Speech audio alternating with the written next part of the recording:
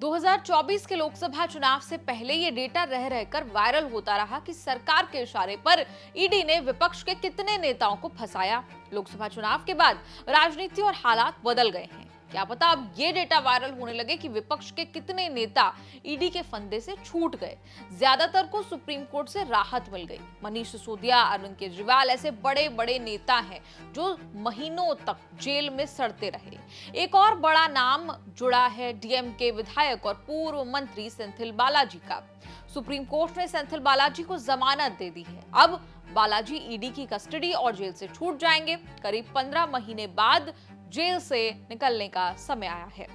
Senthil Balaji DMK के विधायक और एमके स्टालिन सरकार के मंत्री होते थे। ईडी ने बालाजी को मनी लॉन्ड्रिंग केस में उठाकर जेल में डाल दिया।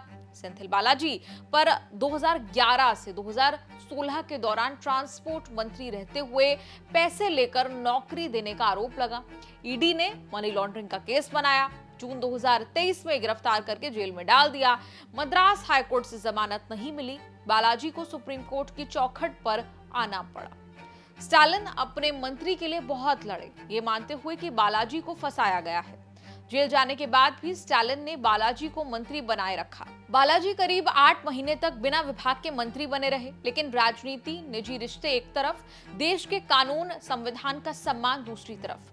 प्रतीकात्मक समर्थन के बाद स्टालिन ने बालाजी से इस्तीफा लेकर कैबिनेट से हटाया। बालाजी की जमानत याचिका सुनते हुए सुप्रीम कोर्ट के जस्टिस अभय ओक और जस्टिस ऑगस्टीन जॉर्ज मसीह की बेंच ने मुकदमे में देरी को लेकर कड़ा रुख दिखाया था।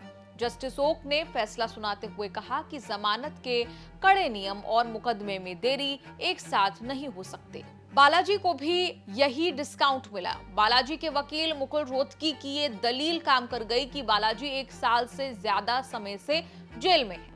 उनकी सर्जरी हुई। मुकदमे के भी जल्द पूरा होने की कोई संभावना नहीं है। ईडी के वकील सॉलिसिटर जनरल तुषार मेहता कहते रहे कि मुकदमे में देरी बालाजी के चलते हुई। सुप्रीम कोर्ट ने बालाजी को राहत दे दी। सुप्रीम कोर्ट के फैसले राजनीति या सोशल मीडिया कैंपेन से प्रभावित नहीं होते।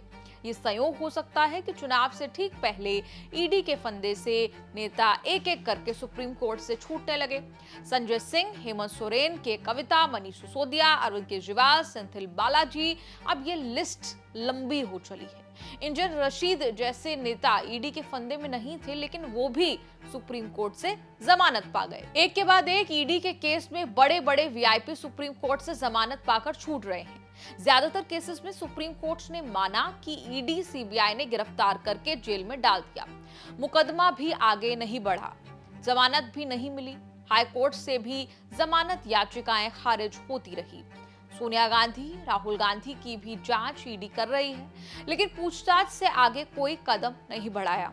राहुल गांधी ने भारत जोड़ो यात्रा में नारा लेकर चले, डरो मत। राहुल डंके की चोट पर कहते गए कि हम बीजेपी से ही नहीं, ईडी सीबीआई भी लड़ रहे हैं। उन दिनों ईडी आए दिन किसी ना किसी विपक्षी नेता को गिरफ्तार करके जेल में डाल रही थी। इसी ईडी के चक्कर में बीजेपी से चिपका वॉशिंग मशीन। कहा जाने लगा कि जो बीजेपी में आगे नहीं झुके वही जेल चले गए, बाकी बीजेपी की वॉशिंग मशीन में धुल गए। आरोप बहुत कॉमन हो गया कि ईडी की नजर केवल विपक्ष की सरकारों और नेताओं पर होती है।